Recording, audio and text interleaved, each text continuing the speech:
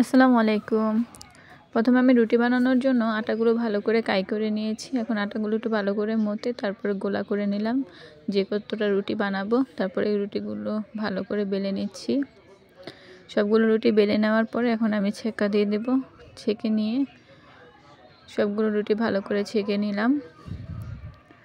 এপিঠ ওপিঠ ভালো করে ছেঁকে নিচ্ছি। তো রুটি ছেঁকা শেষ হয়ে গেল। তারপরে আমি গরুর মাংসটা বসাবো। এখানে আমি একটা সাংসারিক মেয়েদের টিপস দিয়ে দিচ্ছি।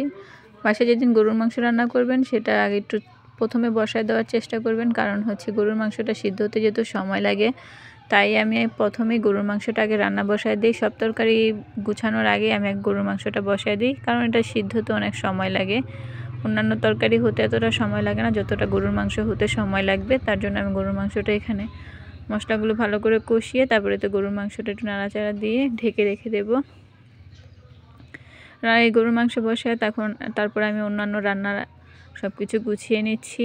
এখানে আমি শাকগুলো বেছে নিলাম আর অন্যান্য তরকারিও কেটে কুটে গুছিয়ে নিয়েছি। এখানে আমি ডিমের তরকারিও বসায় দিচ্ছি। এই তো আমার ডিমের তরকারিও হয়ে গেছে, গরুর মাংস হয়ে গেছে। এখানে রুটি এনে খাওয়া হলো আমাদের ননাসের জামাই।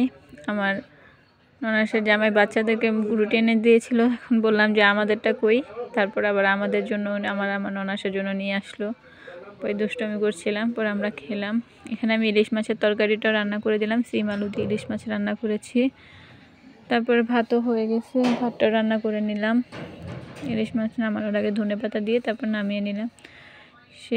সবার শেষে এখন আমি শাকটা রান্না করে দেব। এখানে আমি কোনো তেল ইউজ করব না, সব কিছু পেঁয়াজ, রসুন, কাঁচামরিচ, লবণ একসাথে দিয়ে তারপরে ভালো করে সিদ্ধ করে নিয়েছি। যখন পানিটা শুষে এসেছে তারপরে আমি ঘুটনি দিয়ে একটু ভালো করে থেতলে নিয়েছি। এই তো তারপরে আমার পানিটা শুকানোর পর এখন আমি শাকটা নামিয়ে নিচ্ছি কড়াই থেকে। এখানে আপনি তেল ইউজ করলে শাকের একটু যে গ্রানটা থাকে সেটা নষ্ট হয়ে যায়।